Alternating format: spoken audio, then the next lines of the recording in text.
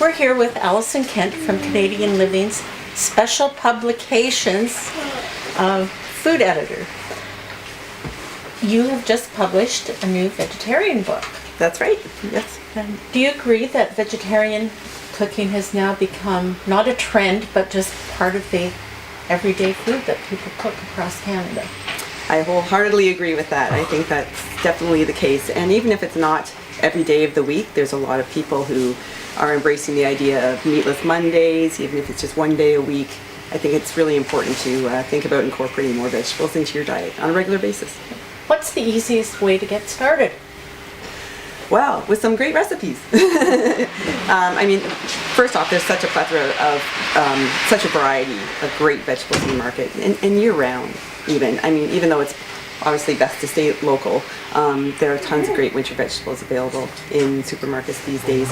And so between that and picking up a copy of this book, or even Googling, looking online for some other great creative vegetarian recipes just to get started. What are some good things to have in your pantry so that they're there when you get home from work? Right, so I like to have things like canned whole tomatoes and passata, those jars of strained tomatoes, because then you can add whatever flavors you like. So to have a variety of herbs and spices in your cupboard, it's a great idea to then flavor whether you want to, go one route towards perhaps a more Spanish or Mexican flavor profile, or Italian, and then use those herbs. Also, I like to keep, this isn't really in the pantry, but I like to keep stock on hand. I like to make homemade stock and keep it in the freezer. But back to the pantry though, you certainly could in a pinch use Tetra packs of vegetable broth. I would just recommend, if possible, try to use a low sodium one, because there's quite a high salt content in some of those. But I noticed you had two really great broth recipes in the book, one for just regular vegetables and one roasted. Roasted, that's right. That's right, yeah. So it sort of brings out the caramelized flavors of vegetables, so it's a deeper flavor profile then. And just to showcase how easy it is to make stock and hold on to some of your vegetable trimmings, whether it's the green ends of leeks or stalks from fresh herbs. Bag them, keep them in the freezer, and when you have enough, then you can make a nice vegetable stock. What sorts of grains and beans would you have on hand? Well, I'm a big fan of quinoa, and it used to be a little bit harder to find and pronounce. yeah, and also it could be pricey. I find that at Costco they have a great price on an organic quinoa there. So things like that, brown rice certainly.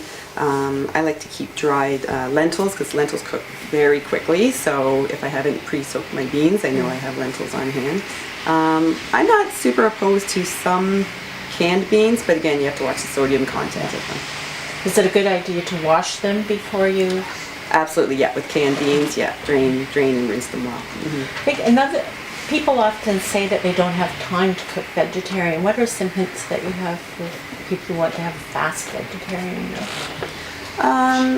I think breaking things into smaller pieces, certainly. A head of cauliflower you could break into florets really quickly, toss with a little bit of oil, some spices, and pop on a baking tray in the oven for half an hour or so, and then that is something that you can incorporate into some cooked quinoa, some cooked rice, with some pasta. Eggs will always be fast. If you're a vegetarian who eats eggs, then certainly they are something that you could always make a quick dinner out of. You don't do just vegetarian cooking. Look into your crystal ball and tell us what you foresee for the year 2011 in cooking in general. In trends? Yeah. Oh my goodness. Well, I think that certain international types of cooking will continue to grow. I think Korean food is something that's a lot of people are taking a greater interest in exploring. As say, Thai food's fantastic. That was big, a while back. I think Korean's a big one. Also Spanish food, I think, is continuing to grow in popularity. And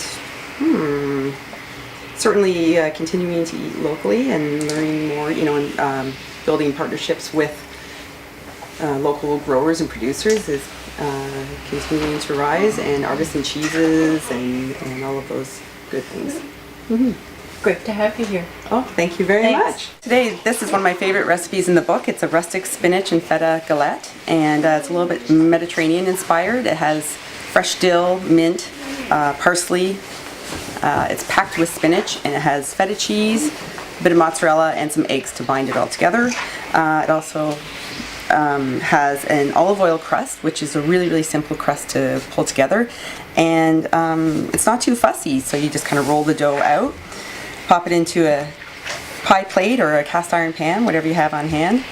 In goes the filling, and then just sort of bring the edges up and around, and I just have a little bit of sesame seed on top.